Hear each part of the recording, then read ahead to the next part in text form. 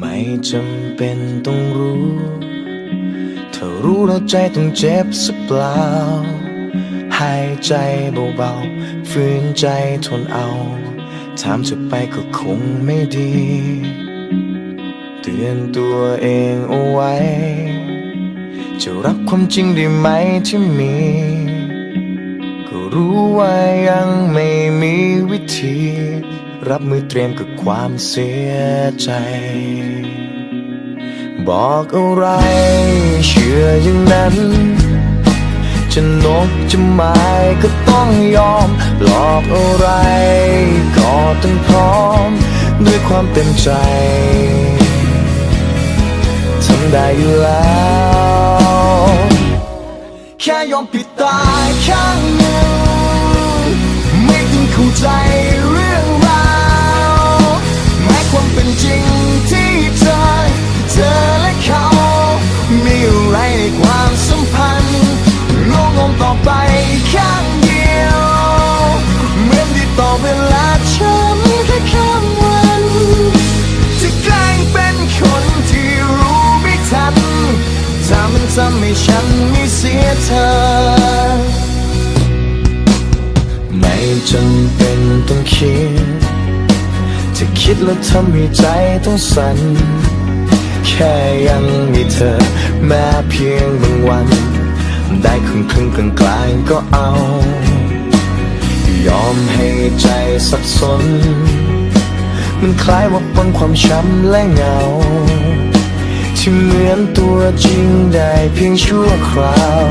ยื้อเวลาต่อไปแล้วกันบอกอะไรเชื่ออย่างนั้น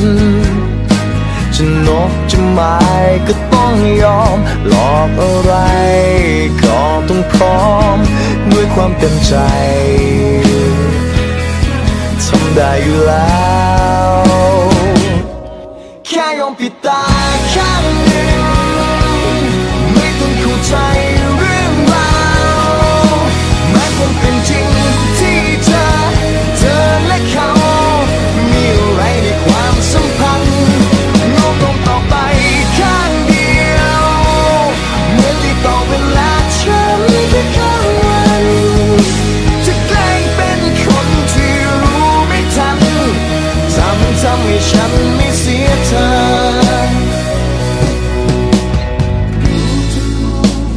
ใครที่ควรต้องพูดลาแล้วทำไมใจมันยังไม่กล้า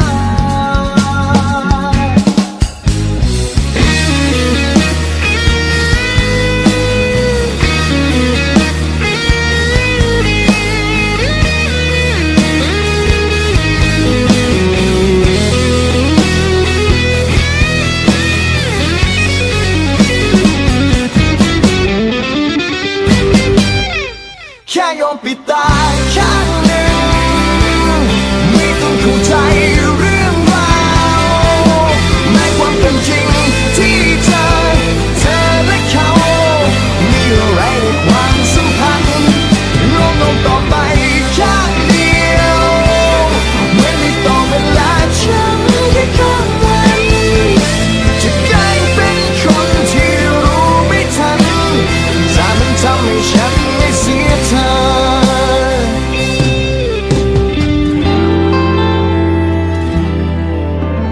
ถ้าหากมันทำให้ฉันไม่เสียเธอ